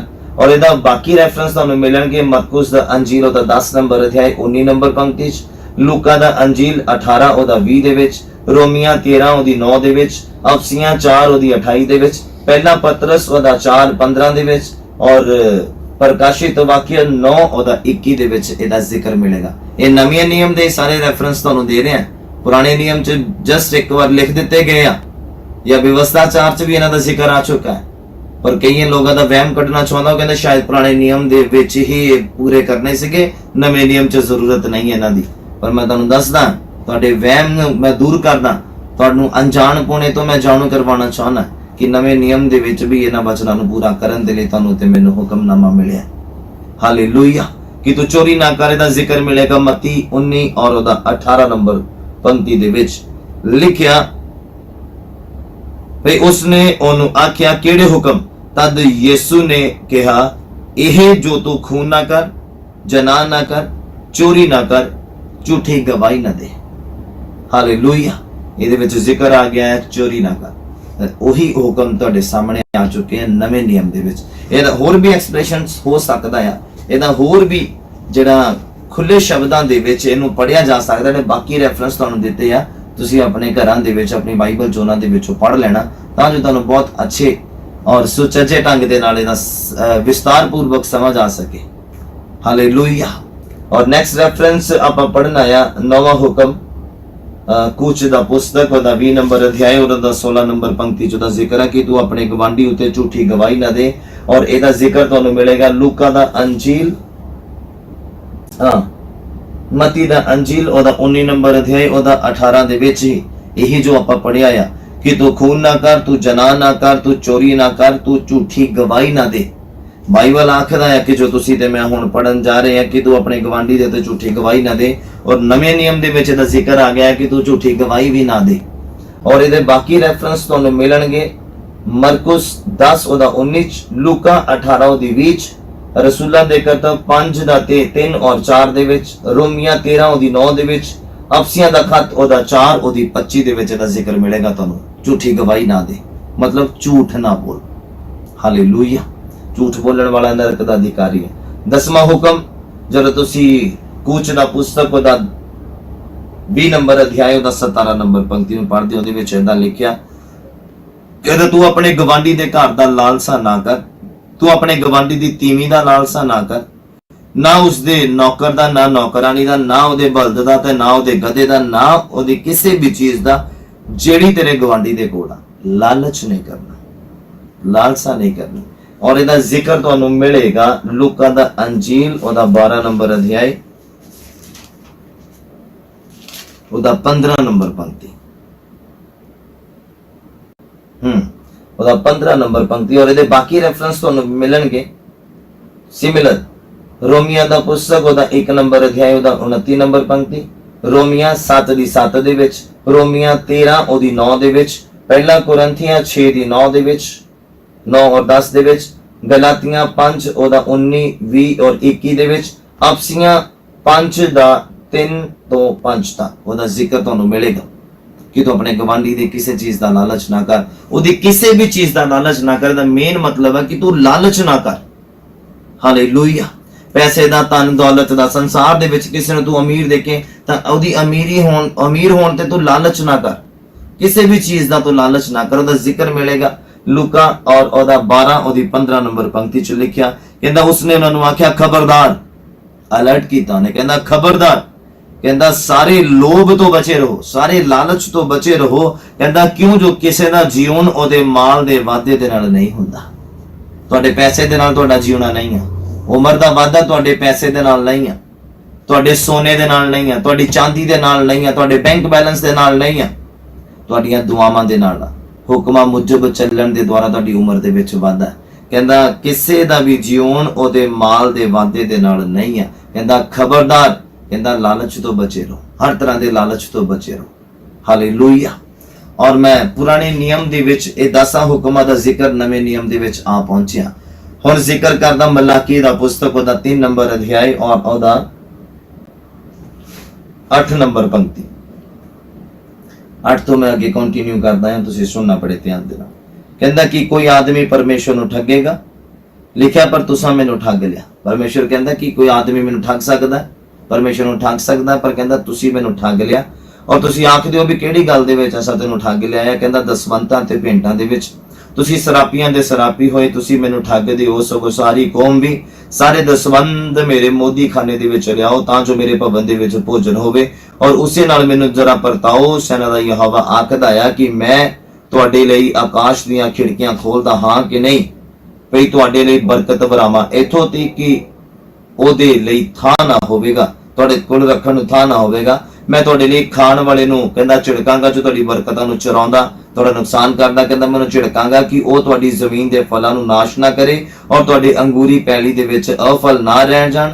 ਸੈਨਾ ਦਾ ਯਹੋਵਾ ਆਖਦਾ ਆ, ਤਦ ਸਾਰੀਆਂ ਕੌਮਾਂ ਤੁਹਾਨੂੰ ਧਨ ਆਖਣਗੀਆਂ, ਔਰ ਤੁਸੀਂ ਖੁਸ਼ੀ ਦਾ ਦੇਸ਼ ਹੋਵੋਗੇ। ਸੈਨਾ ਦਾ ਯਹੋਵਾ ਆਖਦਾ ਆ। ਹਾਲੇਲੂਇਆ। ਕਹਿੰਦਾ ਤੁਸੀਂ ਮੈਨੂੰ ਕਾਹਦੇ ਵਿੱਚ ਠੱਗ ਸਕਦੇ ਹੋ? ਕਹਿੰਦਾ ਮੈਂ ਤੁਹਾਨੂੰ ਆਖਦਾ, ਤੁਸੀਂ ਮੈਨੂੰ ਦਸਵੰਤਾਂ ਭੇਂਟਾਂ ਦੇ ਵਿੱਚ ਠੱਗ ਲਿਆ। ਹਾਲੇਲੂਇਆ। ਤੇ ਕਹਿੰਦਾ ਤੁਸੀਂ ਆਖੋਗੇ ਵੀ ਕਿੱਦਾਂ ਅਸੀਂ ਕਿਹੜੀ ਗੱਲ ਦੇ ਵਿੱਚ ਅਸੀਂ ਤੈਨੂੰ ਠੱਗ ਲਿਆ? ਖੁਦਾ ਕਹਿੰਦਾ ਫਿਰ ਮੈਂ ਤੁਹਾਨੂੰ ਦੱਸਾਂਗਾ ਕਿ ਦਸਵੰਤਾਂ ਤੇ ਭੇਂਟਾਂ ਦੇ ਵਿੱਚ। ਔਰ ਅੱਜ ਦੇ ਲੋਕਾਂ ਦਾ ਵਹਿਮ ਆ ਕਿ ਇਹ ਪੁਰਾਣੇ ਨਿਯਮ ਦੇ ਵਿੱਚ ਹੀ ਸੀਗਾ। ਪਰ ਮੈਂ ਇੱਕ ਸਵਾਲ ਪੁੱਛਣਾ ਚਾਹੁੰਦਾ ਹਾਂ ਲੋਕਾਂ ਨੂੰ ਕਿ ਇਹ ਵਚਨ ਖੁਦਾ ਦਾ ਨਹੀਂ ਹੈ, ਕਿ ਇਹ ਕਿਤੋਂ ਬਾਹਰੋਂ ਆਇਆ? ਇਹ ਕਿਸੇ ਹੋਰ ਗੱਲਬਾਤ ਦੇ ਉੱਪਰ ਜ਼ਿਕਰ ਕਰਦਾ ਕਿ ਇਹ ਯਹੋਵਾ ਪਰਮੇਸ਼ਵਰ ਤੁਹਾਡਾ ਪਰਮੇਸ਼ਵਰ ਨਹੀਂ ਹੈ, ਕਿ ਇਹ ਯਹੋਵਾ ਪਰਮੇਸ਼ਵਰ ਅੱਜ ਤੁਹਾਡਾ ਪਰਮੇਸ਼ਵਰ ਨਹੀਂ ਹੈ? ਔਰ ਇਹਦਾ ਜ਼ਿਕਰ ਨਵੇਂ ਨਿਯਮ ਦੇ ਵਿੱਚ ਦੇਖੋ ਕਿੱਥੇ ਆਂਦਾ? ਰਸੂਲਾਂ ਦੇ ਕਰਤੱਵ ਉਹਦਾ 4 ਨੰਬਰ ਅਧਿਆਇ, ਉਹਦਾ 32 ਨੰਬਰ ਪੰਕਤੀ, 32 ਨੰਬਰ ਪੰਕਤੀ ਤੋਂ 37 ਨੰਬਰ ਪੰਕਤੀ ਤੱਕ। ਹਾਂ, ਪੁਰਾਣੇ ਨਿਯਮ ਦੇ ਵਿੱਚ 10ਵਾਂ ਹਿੱਸਾ ਸੀਗਾ, ਨਵੇਂ ਨਿਯਮ 'ਚ ਸਾਰਾ ਹੀ ਦੇਣ ਦੇ ਲਈ ਕਿਹਾ। ਬਾਈਬਲ ਕਹਿੰਦਾ ਜਦੋਂ ਰਸੂਲਾਂ ਨੇ ਕੰਮ ਕਰਨਾ ਸ਼ੁਰੂ ਕੀਤਾ, ਚੇਲਿਆਂ ਨੇ ਖੁਦਾ ਦਾ ਪ੍ਰਚਾਰ ਕਰਨਾ ਸ਼ੁਰੂ ਕੀਤਾ, ਜਿਹੜੇ ਚੇਲੇ ਸੀ ਉਹਨਾਂ ਦੇ ਉੱਪਰ ਕਿਰਪਾ ਬਹੁਤੀ ਸੀਗੀ। ਜਿਹੜੇ ਚੇਲਿਆਂ ਦੇ ਨਾਲ ਅਟੈਚ ਹੋਏ ਉਹਨਾਂ ਦੇ ਉੱਪਰ ਵੀ ਬਹੁਤ ਕਿਰਪਾ ਸੀਗੀ। ਉਹ ਆਪਣੀਆਂ ਜ਼ਮੀਨ ਜਾਇਦਾਦਾਂ ਵੇਚ ਕੇ ਸਾਰੇ ਦਾ ਸਾਰਾ ਅਮਾਉਂਟ ਚੇਲਿਆਂ ਦੇ ਕਦਮਾਂ 'ਚ ਧਰ ਦਿੰਦੇ ਸੀ। ਦਸਵੰਤ ਨਹੀਂ, ਸਾਰਾ ਹੀ। ਔਰ ਅਸੀਂ ਲੋਕ ਦਸਵੰਤ ਦੇ ਉੱਤੇ ਫਸੇ ਪਏ ਆ। ਨਵੇਂ ਨਿਯਮ ਦੇ ਵਿੱਚ ਜ਼ਿਕਰ ਰਸੂਲਾਂ ਦੇ ਕਰਤੱਵ ਦਾ 4 ਨੰਬਰ ਅਧਿਆਇ ਉਹਦਾ 32 ਤੋਂ ਮੈਂ ਕੰਟੀਨਿਊ ਕਰਦਾ 37 ਤੱਕ, ਤੁਸੀਂ ਸੁਣਨਾ ਬੜੇ ਧਿਆਨ ਦੇ ਨਾਲ। ਕਹਿੰਦਾ ਨਿਸ਼ਚਾ ਕਰਨ ਵਾਲਿਆਂ ਦੀ ਮੰਡਲੀ ਇੱਕ ਮਨ ਔਰ ਇੱਕ ਜਾਨ ਸੀਗੀ। ਚਰਚ ਦੇ ਨਾਲ ਇੱਕ ਮਨ ਔਰ ਇੱਕ ਜਾਨ ਹੋਣਾ ਬਹੁਤ ਜ਼ਰੂਰੀ ਹੈ। ਔਰ ਉਹੀ ਵਿਅਕਤੀ ਚਰਚ ਦੀਆਂ ਜ਼ਰੂਰਤਾਂ ਦੇ ਵੱਲ ਗੌਰ ਕਰ ਸਕਦਾ, ਧਿਆਨ ਦੇ ਸਕਦਾ ਹੈ। ਲਿਖਿਆ, ਹਰ ਕਿਸੇ ਨੇ ਆਪਣੇ ਮਾਲ ਵਿੱਚੋਂ ਕਿਸੇ ਚੀਜ਼ ਨੂੰ ਆਪਣੀ ਨਹੀਂ ਆਖਿਆ। ਉਹਨਾਂ ਦੀ ਜ਼ਿੰਦਗੀ ਦੇ ਵਿੱਚ ਜੋ ਕੁਝ ਵੀ ਜੁੜਿਆ ਸੀਗਾ, ਇਨਕਮ ਸੋਰਸ ਜਾਂ ਕੁਝ ਵੀ ਸੀਗਾ, ਉਹਨਾਂ ਨੇ ਆਪਣਾ ਨਹੀਂ ਸਮਝਿਆ। ਏਦਾਂ ਉਹ ਰਸੂਲਾਂ ਦੇ ਨਾਲ ਸੇਵਾ ਕਰਨ 'ਚ ਇੱਕ ਮਨ ਇੱਕ ਜਾਨ ਸੀਗੇ। ਚਰਚ ਦੇ ਨਾਲ ਇੱਕ ਮਨ ਇੱਕ ਜਾਨ ਸੀਗੇ ਕਿ ਉਹਨਾਂ ਨੇ ਆਪਣੀਆਂ ਚੀਜ਼ਾਂ ਨੂੰ ਵੀ ਆਪਣਾ ਨਹੀਂ ਆਖਿਆ, ਪਰ ਉਹ ਸਾਰੀਆਂ ਵਸਤੂਆਂ ਦੇ ਵਿੱਚ ਭਾਈਵਾਲ ਸੀਗੇ। ਇੰਨਾ ਪਿਆਰ ਸੀਗਾ ਉਹਨਾਂ ਦੀਆਂ ਜ਼ਿੰਦਗੀਆਂ ਦੇ ਵਿੱਚ ਖੁਦਾ ਦੇ ਪ੍ਰਤੀ। ਲਿਖਿਆ, ਤੇ ਰਸੂਲ ਵੱਡੀ ਸ਼ਕਤੀ ਦੇ ਨਾਲ ਪ੍ਰਭੂ ਯਿਸੂ ਦੇ ਜੀ ਉਠਣ ਦੀ ਸਾਖੀ ਦਿੰਦੇ ਸਨ, ਵੱਡੀ ਦਲੇਰੀ ਦੇ ਨਾਲ ਕਿ ਯਿਸੂ ਮਸੀਹ ਮੁਰਦਿਆਂ ਦੇ ਵਿੱਚੋਂ ਜੀ ਉੱਠਿਆ ਔਰ ਸਵਰਗ ਚਲਾ ਗਿਆ, ਪਿਤਾ ਦੇ ਸਿੰਘਾਸਨ ਦੇ ਸੱਜੇ ਪਾਸੇ ਵਿਰਾਜਮਾਨ ਆ। ਏਦਾਂ ਦਲੇਰੀ ਦੇ ਨਾਲ ਇਹ ਵਚਨ ਕਰਦੇ ਰਹੇ, ਗਵਾਹੀ ਭਰਦੇ ਰਹੇ। ਕਹਿੰਦਾ ਉਹਨਾਂ ਸਭਨਾਂ ਉੱਤੇ ਵੱਡੀ ਕਿਰਪਾ ਸੀਗੀ। ਔਰ ਲਿਖਿਆ, ਉਹਨਾਂ ਦੇ ਵਿੱਚੋਂ ਕਿਸੇ ਨੂੰ ਘਾਟਾ ਨਾ ਸੀਗਾ, ਇਸ ਲਈ ਕਿ ਜਿਹੜੇ ਜ਼ਮੀਨਾਂ ਔਰ ਘਰਾਂ ਦੇ ਮਾਲਕ ਸਨ, ਉਹ ਉਹਨਾਂ ਨੂੰ ਵੇਚ ਕੇ ਵਿਕੀਆਂ ਹੋਈਆਂ ਵਸਤੂਆਂ ਦਾ ਮੁੱਲ ਲਿਆਉਂਦੇ ਸੀਗੇ ਔਰ ਰਸੂਲਾਂ ਦੇ ਚਰਨਾਂ ਉੱਤੇ ਧਰਦੇ ਸਨ ਔਰ ਹਰੇਕ ਨੂੰ ਉਹਦੀ ਲੋੜ ਅਨੁਸਾਰ ਵੰਡ ਦਿੰਦੇ ਸੀਗੇ। ਹਾਲੇਲੂਇਆ। ਸਾਰੇ ਦਾ ਸਾਰਾ। ਔਰ ਅੱਗੇ ਲਿਖਿਆ, ਯੂਸਫ ਜੀ ਦਾ ਰਸੂਲਾਂ ਨੇ ਬਰਨਬਾਸ ਅਰਥਾਤ ਉਪਦੇਸ਼ ਦਾ ਪੁੱਤਰ ਨਾਮ ਧਰਿਆ, ਜਿਹੜਾ ਇੱਕ ਲੇਵੀ ਅਤੇ ਜਨਮ ਦਾ ਕੁਪਰੂਸੀ ਸੀਗਾ, ਉਹਦੇ ਕੋਲ ਕੁਝ ਜ਼ਮੀਨ ਸੀ, ਸੋ ਉਹਨੂੰ ਵੇਚ ਕੇ ਮੁੱਲ ਦਾ ਰੁਪਇਆ ਲਿਆਂਦਾ ਔਰ ਰਸੂਲਾਂ ਦੇ ਚਰਨਾਂ ਦੇ ਉੱਤੇ ਧਰ ਦਿੱਤਾ।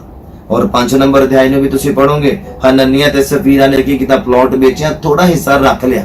ਸਾਰਾ ਦਿੰਦੇ ਹੁੰਦੇ ਸੀਗੇ, ਦਸਵੰਤ ਨਹੀਂ, ਸਾਰਾ ਹੀ ਦਿੰਦੇ ਹੁੰਦੇ ਸੀਗੇ, ਪਰ ਉਹਦੇ ਵਿੱਚੋਂ ਥੋੜਾ ਰੱਖ ਲਿਆ। ਔਰ ਬਾਈਬਲ ਕਹਿੰਦਾ ਉਹਨਾਂ ਦੀ ਜਾਨ ਤੱਕ ਲੈ ਲਈ ਗਈ, ਉਹਨਾਂ ਦੀ ਜਾਨ ਤੱਕ ਲੈ ਲਈ ਗਈ। ਹਾਲੇਲੂਇਆ। ਇਹ ਨਵੇਂ ਨਿਯਮ ਦੇ ਵਿੱਚ ਅਸੀਂ ਕਰਿਆ, ਔਰ ਲੋਕ ਕਹਿੰਦੇ ਨੇ ਪੁਰਾਣੇ ਨਿਯਮ ਦੇ ਵਿੱਚ ਹੀ ਸੀਗਾ, ਬਸ ਉੱਥੇ ਖਤਮ ਹੋ ਗਿਆ। ਪਰ ਮੈਂ ਤੁਹਾਨੂੰ ਦੱਸਣਾ ਚਾਹੁੰਦਾ, ਨਵੇਂ ਨਿਯਮ ਦੇ ਵਿੱਚ ਜ਼ਿਕਰ ਨੂੰ ਪੜ੍ਹ ਲੈਣਾ, ਸਾਰਾ ਹੀ ਦੇਣ ਦੇ ਲਈ ਕਿਹਾ। ਹਾਲੇਲੂਇਆ। ਪਰ ਮੈਂ ਕਹਿੰਦਾ ਕਿ ਇੱਕ ਇਮਾਨਦਾਰ ਬੰਦਾ 10ਵਾਂ ਹਿੱਸਾ ਹੀ ਖੁਦਾ ਦੇ ਲਈ ਦਿੰਦਾ ਰਵੇ, ਔਰ ਉਹਦੇ ਦੌਰਾਨ ਚਰਚ ਦੀਆਂ ਜ਼ਰੂਰਤਾਂ ਪੂਰੀਆਂ ਹੁੰਦੀਆਂ ਜਾਣ, ਤੇ ਵੈਲ ਐਂਡ ਗੁੱਡ ਹੈ, ਔਰ ਉਹਨੂੰ ਦੀ ਬਰਕਤ ਮਿਲੇਗੀ, ਉਹਨੂੰ ਦੀ ਆਸ਼ੀਸ਼ ਮਿਲੇਗੀ। ਨਵਾਂ ਨਿਯਮ ਔਰ ਪੁਰਾਣਾ ਨਿਯਮ ਲੈ ਕੇ ਹੀ ਅਸੀਂ ਸਵਰਗ ਤੱਕ ਪਹੁੰਚ ਸਕਦੇ ਹਾਂ। ਪੁਰਾਣਾ ਨਿਯਮ ਸਾਰਾ ਸਰੀਰਕ ਆ, ਜਿਹਦੇ ਵਿੱਚ ਬਹੁਤ ਗਲਤੀਆਂ ਗੁਨਾਹ ਹੋਏ ਆ ਮਨੁੱਖਾਂ ਦੇ ਕੋਲੋਂ, ਉਹ ਅਸੀਂ ਪੜ੍ਹਦੇ ਆ ਇਸ ਲਈ ਕਿ ਅਸੀਂ ਉਹਨਾਂ ਨੂੰ ਦੁਹਰਾਈਏ ਨਾ। ਨਵਾਂ ਨਿਯਮ ਸਾਰਾ ਆਤਮਿਕ ਹੈ, ਔਰ ਇਹਨੂੰ ਅਸੀਂ ਆਤਮਾ ਦੇ ਦੁਆਰਾ ਪੜ੍ਹ ਕੇ ਸਮਝ ਸਕਦੇ ਹਾਂ। ਹਾਲੇਲੂਇਆ। ਔਰ ਇਹਨੂੰ ਪੜ੍ਹਨ ਦੇ ਦੌਰਾਨ ਹੀ ਅਸੀਂ ਆਤਮਾ ਪਾ ਸਕਦੇ ਹਾਂ। ਹਾਲੇਲੂਇਆ। ਮੈਂ ਉਮੀਦ ਕਰਦਾ ਕਿ ਅੱਜ ਦੇ ਵਚਨ ਤੋਂ ਤੁਸੀਂ ਬਰਕਤ ਪਾਈ ਹੈ ਕਿ 10 ਕਮਾਂਡਮੈਂਟਸ ਸਟਿਲ ਮੈਟਰ, ਅੱਜ ਵੀ ਮੈਟਰ ਕਰਦੇ ਹੋ। ਦਸਵਾਂਸ਼ ਅੱਜ ਵੀ ਮੈਟਰ ਕਰਦਾ, 110 ਅੱਜ ਵੀ ਮੈਟਰ ਕਰਦਾ। ਹਾਲੇਲੂਇਆ। ਜੋ ਲੋਕ ਦਸਵਾਂਸ਼ ਦੇਣ ਦੇ ਉੱਪਰ ਵਿਰੋਧ ਕਰਦੇ ਆ, ਜਾਂ ਮੰਦਭਾਗਾ ਬੋਲਦੇ ਆ, ਜਾਂ ਕੁਝ ਨੌਨਸੈਂਸ ਜਿਹੜੀ ਗੱਲਬਾਤ ਕਰਦੇ ਆ, ਮੈਂ ਕਹਿੰਦਾ ਕਿ ਉਹ ਬਿਨਾ ਦਸਵੰਤ ਲਈ, ਬਿਨਾ ਦਾਨ ਲਈ ਖੁਦ ਚਰਚ ਚਲਾ ਕੇ ਦਿਖਾ ਦੇਣ, ਚਰਚ ਚਲਾ ਕੇ ਦਿਖਾ ਦੇਣ। ਜਿਹੜੇ ਲੋਕਾਂ ਨੂੰ ਲੱਗਦਾ ਆ ਕਿ 10ਵਾਂ ਹਿੱਸਾ ਦੇਣਾ ਠੀਕ ਨਹੀਂ ਆ, ਚਰਚ ਦੇ ਵਿੱਚ ਦਾਨ ਦੇਣਾ ਠੀਕ ਨਹੀਂ ਆ, ਉਹ ਮੈਂ ਕਹਿੰਦਾ ਕਿ ਉਹ ਏਦਾਂ ਨਾ ਲੈ ਕੇ ਚਰਚ ਚਲਾ ਕੇ ਦਿਖਾ ਦੇਣ। ਹਾਲੇਲੂਇਆ। ਉਹ ਕੋਈ ਜੌਬ ਨਾ ਕਰਨ, ਕੁਝ ਵੀ ਨਾ ਕਰਨ, ਉਹ ਖੁਦ ਆਪਣੀ ਜੌਬ ਕਰਕੇ ਵੀ ਉਹ ਆਪਣੇ ਪਰਿਵਾਰ ਨੂੰ ਵੀ ਪਾਲਣ ਔਰ ਚਰਚ ਵੀ ਚਲਾ ਕੇ ਦਿਖਾ ਦੇਣ। ਮੰਨ ਜਾਵਾਂਗੇ, ਪੋਸੀਬਲ ਨਹੀਂ ਹੈ। ਘਰਾਂ ਦੀਆਂ ਜ਼ਰੂਰਤਾਂ ਦੇ ਨਾਲੋਂ ਜ਼ਿਆਦਾ ਜ਼ਰੂਰਤਾਂ ਚਰਚ ਦੀਆਂ। ਹਾਂ, ਚਰਚ ਨੂੰ ਜੋ ਕੋਈ ਬਿਜ਼ਨਸ ਬਣਾਉਂਦਾ ਹੈ, ਆਪਣੀ ਐਸ਼ ਪ੍ਰਸਤੀ ਦੇ ਲਈ ਚਰਚ ਨੂੰ ਚਲਾਉਂਦਾ ਹੈ, ਮੈਂ ਦੱਸਣਾ ਚਾਹੁੰਦਾ ਉਹ ਚਰਚ ਫਿਰ ਫਲਵੰਤ ਨਹੀਂ ਹੈ, ਜਿਉਂਦਾ ਚਰਚ ਨਹੀਂ ਹੈ। ਉਹ ਤੁਹਾਨੂੰ ਦੇਖਣ ਤੋਂ ਪਤਾ ਲੱਗ ਜਾਏਗਾ, ਤੁਹਾਨੂੰ ਉੱਥੇ ਜਾ ਕੇ ਪਤਾ ਲੱਗ ਜਾਏਗਾ, ਖੁਦਾ ਦੀ ਹਜ਼ੂਰੀ ਨਹੀਂ ਹੈ, ਖੁਦਾ ਦੀ ਭਰਪੂਰੀ ਨਹੀਂ ਹੈ, ਖੁਦਾ ਦੇ ਕੰਮ ਨਹੀਂ ਹੈ, ਉੱਥੇ ਖੁਦਾ ਦੀਆਂ ਬਰਕਤਾਂ ਨਹੀਂ ਆ। ਮਸੀਹ ਲੋਕਾਂ ਦੇ ਵਿੱਚ ਜੋ ਉੱਥੇ ਹੋਣਗੇ, ਉਹਨਾਂ 'ਚ ਪਿਆਰ ਨਹੀਂ ਹੈ, ਕੁੜੱਤਨ ਹੈ, ਸ਼ੈਤਾਨ ਦੇ ਅੰਗ ਉਹਨਾਂ ਜ਼ਿੰਦਗੀਆਂ 'ਚ ਕੰਮ ਕਰਦੇ ਹੋਣਗੇ, ਜਿਨ੍ਹਾਂ ਨੇ ਚਰਚ ਨੂੰ ਬਿਜ਼ਨਸ ਬਣਾਇਆ ਹੋਇਆ, ਇਨਕਮ ਸੋਰਸ ਬਣਾਇਆ ਹੋਇਆ। ਯਾਦ ਰੱਖਣਾ ਮੇਰੀ ਗੱਲ, ਪਰ ਦਾਨ ਦੇਣਾ ਔਰ ਦਸਵੰਤ ਦੇਣਾ ਖੁਦਾ ਦੇ ਰਾਜ ਦੇ ਵਿੱਚ ਵਾਧਾ ਕਰਨ ਦੇ ਵਿੱਚ ਮਦਦ ਕਰਦਾ ਹੈ। ਤੁਹਾਡਾ ਥੋੜਾ ਜਿਹਾ ਦਾਨ ਦਿੱਤਾ ਕਿਸੇ ਰੂਹ ਨੂੰ ਬਚਾ ਸਕਦਾ ਹੈ, ਕਿਸੇ ਰੂਹ ਤੱਕ ਪਹੁੰਚਦਾ ਕਰ ਸਕਦਾ ਹੈ। ਹਾਲੇਲੂਇਆ। ਪਰਮੇਸ਼ਵਰ ਤੁਹਾਨੂੰ ਬਹੁਤ ਜ਼ਿਆਦਾ ਆਸ਼ੀਸ਼ ਔਰ ਬਰਕਤ ਦੇਵੇ ਕਿ ਜਿਨ੍ਹਾਂ ਨੇ ਬੜੇ ਈਮਾਨ ਦੇ ਨਾਲ, ਬੜਾ ਸਬਰ ਰੱਖਦੇ ਹੋਏ ਅੱਜ ਦੇ ਵਚਨ ਨੂੰ ਸੁਣਿਆ, ਸਮਝਿਆ। ਮੈਂ ਇਸ ਗੱਲ ਦੇ ਉੱਪਰ ਵਿਸ਼ਵਾਸ ਕਰਦਾ ਹਾਂ ਕਿ ਜੇ ਬਾਈਬਲ ਕਹਿੰਦਾ ਮੇਰੀ ਪ੍ਰਜਾ ਬਿਨਾਂ ਗਿਆਨ ਤੋਂ ਜਿਹੜੇ ਨਾਸ਼ ਹੋ ਰਹੀ ਹੈ, ਮੇਰੇ ਲੋਕ ਬਿਨਾਂ ਗਿਆਨ ਤੋਂ ਨਾਸ਼ ਹੋ ਰਹੇ ਆ, ਪਰ ਤੁਸੀਂ ਨਾਸ਼ ਹੋਣ ਵਾਲੇ ਨਹੀਂ ਆ। ਕਿਉਂ? ਕਿਉਂਕਿ ਤੁਸੀਂ ਗਿਆਨ ਲੈ ਰਹੇ ਆ। ਹਾਲੇਲੂਇਆ। ਔਰ ਤੁਹਾਡਾ ਜਿਹੜਾ ਗਿਆਨ ਲਿਆ ਜਾਣਾ, ਨੌਲੇਜ ਲੈਣਾ, ਤੁਹਾਨੂੰ ਬਚਾ ਸਕਦਾ ਹੈ। ਯਿਸੂ ਮਸੀਹ ਨੇ ਪਹਿਲਾਂ ਨੌਲੇਜ ਲਈ, ਗ੍ਰੰਥੀਆਂ ਫਰੀਸੀਆਂ ਦੇ ਕੋਲ ਧਾਰਮਿਕ ਸਥਾਨਾਂ ਤੇ ਜਾ ਕੇ ਪਹਿਲਾਂ ਨੌਲੇਜ ਲਈ ਉਹਨਾਂ ਨੇ, ਫਿਰ ਜਾ ਕੇ ਨਿਕਲੇ ਆਤਮਾ 'ਚ ਭਰਪੂਰ ਹੋ ਕੇ, ਫਿਰ ਖੁਦਾ ਦਾ ਕੰਮ ਕਰਨ ਦੇ ਲਈ ਨਿਕਲੇ। ਬੋਲੋ ਹਾਲੇਲੂਇਆ। ਔਰ ਤੁਸੀਂ ਤੇ ਮੈਂ ਵੀ ਗਿਆਨ ਲੈ ਰਹੇ ਹਾਂ, ਇਹ ਗਿਆਨ ਤੁਹਾਨੂੰ ਤੇ ਮੈਨੂੰ ਬਚਾਏਗਾ। ਕਿੱਦਾਂ ਸ਼ੈਤਾਨ ਦੇ ਨਾਲ ਲੜਨਾ, ਕਿੱਦਾਂ ਨੂੰ ਸ਼ਰਮਿੰਦਾ ਕਰਨਾ, ਕਿੱਦਾਂ ਨੂੰ ਹਰਾਣਾ, ਕਿੱਦਾਂ ਆਪਣੀ ਦੌੜ ਨੂੰ ਦੌੜਨਾ, ਕਿੱਦਾਂ ਆਪਣੀ ਦੌੜ ਨੂੰ ਮੁਕਾਣਾ, ਕਿੱਦਾਂ ਮੁਕਟ ਨੂੰ ਹਾਸਲ ਕਰਨਾ, ਇਹ ਸਾਰੀਆਂ ਤੁਹਾਨੂੰ ਗਿਆਨ ਲੈਣ ਦੇ ਨਾਲ ਗੱਲਾਂ ਪ੍ਰਾਪਤ ਹੋਣਗੀਆਂ। ਬੋਲੋ ਆਮੀਨ। ਹਾਲੇਲੂਇਆ। ਆइए अपनी अखां नूं बंद करिए, अज दे वचन दे लई दुआ मंगदे हां। जीवित परमेश्वर प्रभु यीशु मसीह दे नाम च असीं शुक्र करदे हां खुदावंद, अज दे समय दे लई, दिन दे लई जो साडी जिंदगी च बख्शिया, शुक्रगुजारी करदे हां प्रभु। भला मंगदे हां खुदावंद इन्हां लोकां दे लई जिन्हां ने कलाम नूं सुनिया और इहनूं अमल दा रूप देणगे। मैं विश्वास करदा हां मेरे प्रभु, तू साडे परमेश्वर है, तुसीं साडे कारोबार च आशीष पाउण वाले परमेश्वर हो खुदावंद। जो जॉब करते हैं जॉब ਨੂੰ ਬਲੈਸ ਕਰਨ ਵਾਲੇ ਪਰਮੇਸ਼ਵਰ, ਪੂਰਾ ਮਹੀਨਾ ਕੰਮ ਤੇ ਆਉਣ ਜਾਣ ਵਿੱਚ ਮਦਦ ਔਰ ਸਹਾਇਤਾ ਕਰਦੇ ਮੇਰੇ ਖੁਦਾਵੰਦ। और जो बिजनेस ਦੇ ਵਿੱਚ ਤੁਸੀਂ बढ़ोतरी ਕਰਦੇ ਮੇਰੇ ਪ੍ਰਭੂ ਇਹ ਤੁਹਾਡੀ ਵੱਲੋਂ ਆ ਮੇਰੇ खुदावंद। और मैं दुआ मांगता जो पढ़ाई करते बच्चों की पढ़ाई करने च मदद और सहायता करना, अच्छी बहुत अच्छा ज्ञान देना मेरे प्रभु, अपने डर ते अपने प्यार च बनाई रखना मेरे खुदा बाप जी। और मैं विनती करता हूं प्रभु अज दा वचन साडे दिलों की चंगी जमीन दे विच जाके वासी और 100 दा 100 गुना फलदायक होवे, जिंदगियां बहाल हो निहाल हो मेरे खुदावंद। बीमार व्यक्ति इसी समय चंगा होवे जे उन्हें वचन नु सुनिया मेरे प्रभु, जद भी वचन नु सुने यीशु मसीह तुहाडा लहू ओदे जीवन दे उपर छिड़काव किया जावे प्रभु और चंगा हो जावे। धन्यवाद करदे सारी गल्लां बातां दे लई, दुआ नु सुनिया धन्यवाद मसीह यीशु दे नाम विच मंगदे हां आमीन। मे गॉड ब्लेस खुदावंद तुहाडे नु आशीष और बरकत देवे। मैं पास्टर ऑस्टिन सैमुअल खुदावंद यीशु मसीह दे जिंदा नाम च तुहाडी जिंदगियां च तुहाडे परिवारां च शांति भेजना है। आमीन। May God bless. आमीन।